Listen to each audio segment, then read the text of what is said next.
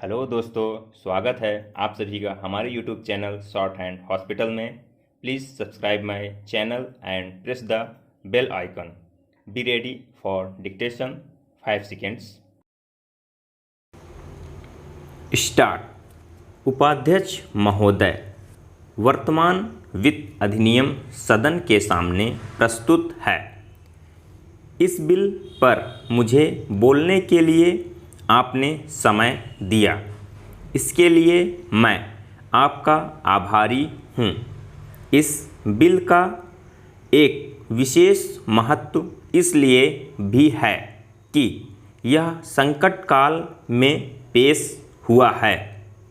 चीन ने हमारे देश पर हमला किया, देश पर संकट आया, राष्ट्र को चुनौती मिली और इस चुनौती को हम सब ने स्वीकार किया, जिसके लिए पैसे की आवश्यकता हुई।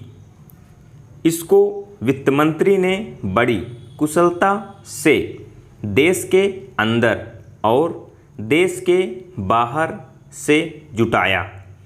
इस बिल का महत्व इसलिए भी है कि हमारी पंचवर्षीय योजना के मध्य में ही यह बिल आया है। देश में बड़ी बड़ी योजनाएं अभी अधूरी हैं, जिसका पूरा होना देश के लिए बड़ा आवश्यक है। इसके लिए भी बहुत बड़ी धनराशि चाहिए। देश पर संकट आया और देश जागा। कोने कोने से लोगों ने पैसे और सोना दिया और अपने लड़के तक फौज में दिए। इस देश में किसानों और गरीबों का जो वर्ग है, उसने भी दिल खोलकर इसमें सहयोग दिया।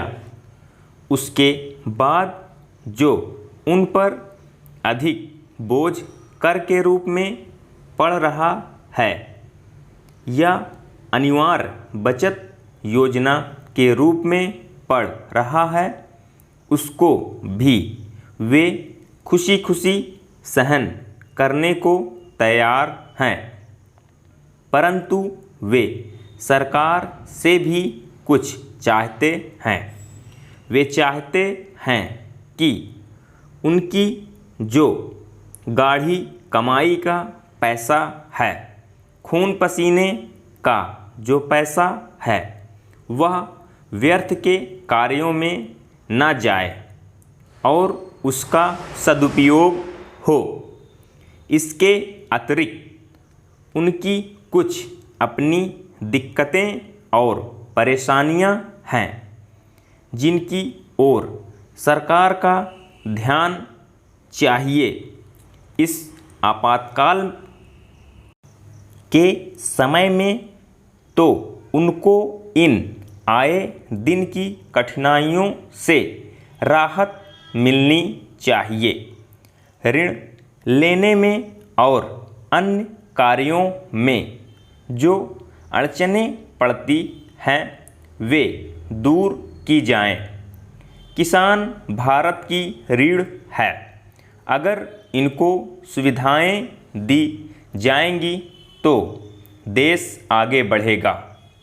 आज जहां देश के साधारण लोगों ने इस सरकार का हाथ बटाया, वहां एक वर्ष ने, जो कि धनी वर्ग कहलाता है, अपने साधनों के अनुसार सरकार के सुरक्षा कार्यों में सहायता नहीं की।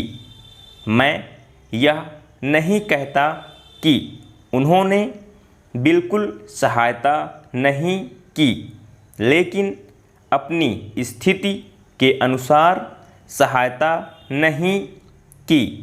जहाँ तक योजनाओं का संबंध है, इस देश को समृद्धशाली बनाने के लिए योजनाओं पर काफ़ी काम हो रहा है।